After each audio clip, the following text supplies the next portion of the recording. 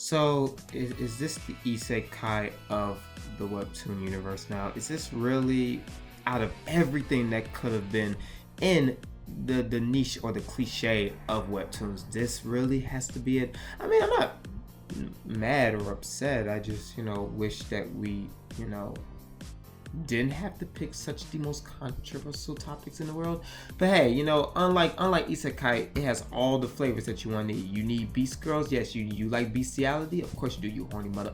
Anywho, let's get into it. Hello everyone, I am the 25th Genius back here with another webtoon review, and this time I'm going to try to convince you the best way I can, which in other words just means that I'm not going to convince you about why you should read Castle Swimmers, which is actually a very up and coming webtoon series that has already had grown a lot of popularity.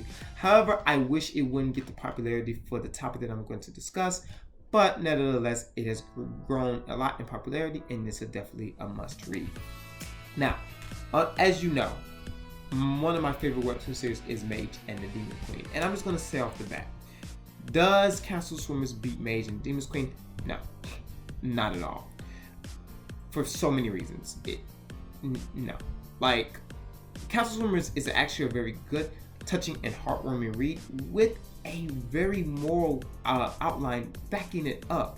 However, I just really love the comedic satire and Mage and Demon Queen's ability to execute very touching themes and topics without really adding much effort, but just making the people laugh and making them feel warm-hearted. Unlike this one where it kind of tries to tear at your heartstrings, but at the end of the day, it put itself out there so bluntly that you kind of foresaw everything that was happening. So in the way that you're not really as tear-jerking as you would be if you just didn't know anything in the past. So let's get into it. What is Castle Swimmers about, first of all? Castle Swimmers is about a goldfish by the name of Kappa and a shark by the name of Siren. So if you want your bestiality because you're horny as heck, this webtoon's got you covered. So anywho, the sharks are basically faced with a blight or a curse, and the beacon, which is this goldfish, must be slain in order for the prophecy to be fulfilled and for the salvation of the shark people.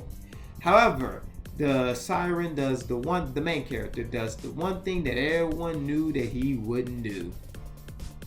Falls in love with the person you're supposed to kill.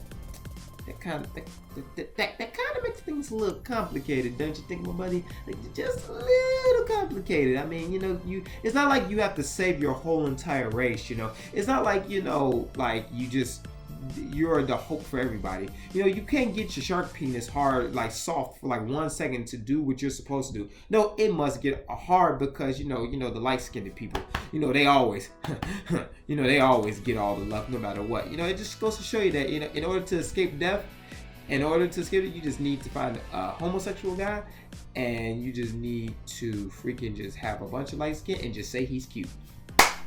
Woo! The manual to survival. I'm an expert over here. But all joking aside, that's basically the premise. So the more time that they get to spend with each other, the cliche happens in which the more that they actually fall for each other and actually really like each other and enjoy spending each other's time.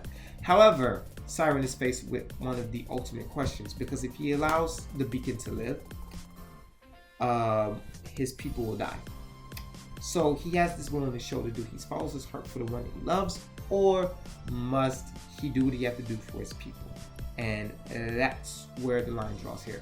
So I will say this again. I don't really think that this webtoon series kind of beats Mage and Demon Queen in any way possible. I still think Mage and Demon Queen, especially a webtoon that is an LGBT based webtoon, it just excels superior in a lot of ways. Not saying that Castle Swimmers isn't good, because I thoroughly actually enjoyed the series and the way that it's structured and how it really just shows the artist's active creativity by, placing some face on some freaking sharks and then calling it an LGBT BL boy love.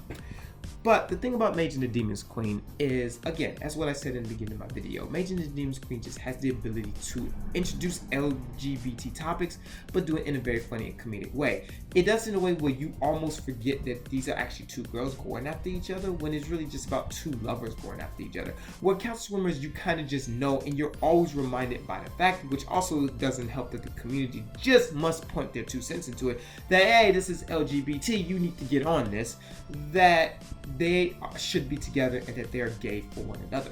Which again, I do not think that that is wrong in any type of way. However, in terms of just the way that you execute it, especially such a controversial topic such as that, I feel like the comedic way is just a little bit better to go, just because it allows people to warm up before actually throwing something as heavy as that on them. And Mage the Queen definitely does that with the event wacky as a Mallory, how she's always falling into her, you know, carefully executed pinpoint punchlines and topics, and developing a character who fits both the personality of a very strong character but also a very hilarious and comedic character as well. In terms of character structure, plot development, and pacing, definitely Mage the Doom's Queen definitely has this beat by not alongside, but it does have it beat. Now, what is really good about this is that it's the moral. Castle Swimmer really throws with the moral that no one ever wants to be in, but you might have to be in that in the future. And he basically has a choice of the following. He can save his newfound boyfriend and have his penis hard forever,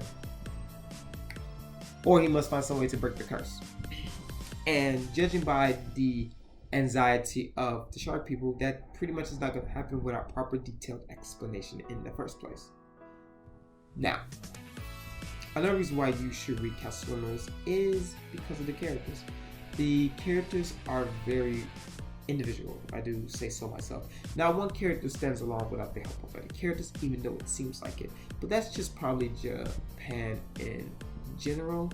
But talking about from my personal experiences, that is just something that, you know, you just don't do.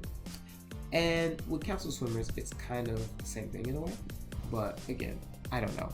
Look, if you're looking for LGBT BL, if you want your penis to go off, if you like seeing cute goldfishes who are actually really goldfishes, but they must be humanoid because that's how life works, if you really like all of that, then you would definitely like Castle Swimmer. If you like a heartwarming, warm touching, warm type of thing, then definitely Mage and the Demon's Queen is good for you.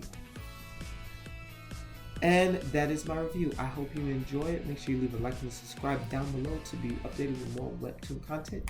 I'll see you again next time.